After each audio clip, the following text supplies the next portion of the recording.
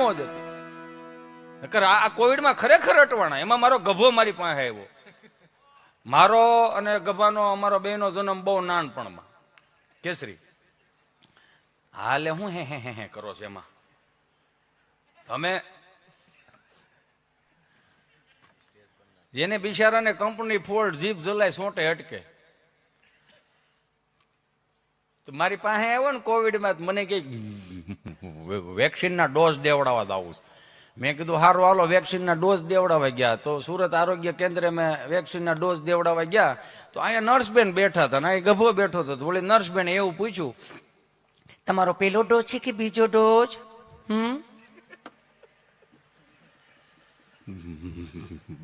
બીજો ડોઝ. અચ્છા બીજો ડોઝ છે તો પેલો ડોઝ કયા હાથે આપેલો હતો આપે? જમણા છે. અચ્છા જમણા હાથે. તો એમાં ગભરાવશો શા માટે તમે?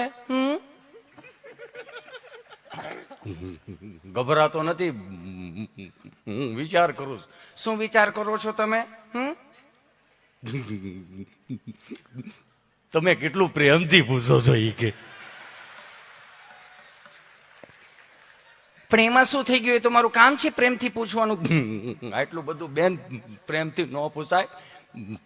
મોદી સરકારે 3 ડોઝ નું કીધું છે, અમે 8 સુધી વિયા જાવ. કઈક રીત રાખો, ઘેરે હોરવતું નથી. પણ એ તો મારું કામ છે પ્રેમથી પૂછવાનું. એમાં શું થઈ ગયું? તમારું કામ પ્રેમથી પૂછવાનું. લોકડાઉનમાં ઘર બહાર નીકળે પોલીસ વાળા સાહેબે જે મોર બોલાવ્યા એને ન પૂછ્યું કે આ સર્કલ ઉપર તમારો પહેલો ડોઝ છે કે બીજો ડોઝ. એને એમ જ કીધું પહેલી વાર મોર બોલતો આપણે વંશમોર કરી. મેં કીધું રેવા દે, જવા દે, જે થયું થવા દે. થોડાક દિવસ પાછો આવ્યો. કલેક્ટર પાસે જાવ. મેં કાં ફરિયાદ કરવી? કોની? સાહેબની. મેં કાં? મોર બોલાવે. મેં તો હું કામ ગરબારો નીકળવું જોઈએ? એ કે ભલે બધાનું કામ કરે, આપણે તો સજેશન આપવાનું છે. એમાં શું સજેશન?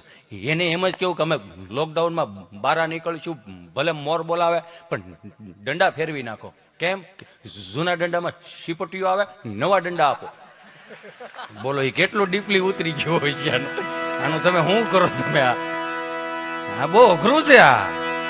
હા અહીં બેઠેલા બધાને બે હાથ જોડી નમ્ર વિનંતી કરું, કાંઈથી જે બોલું એની જવાબદારી મારી. તમે હું સમજો એની જવાબદારી તમારી.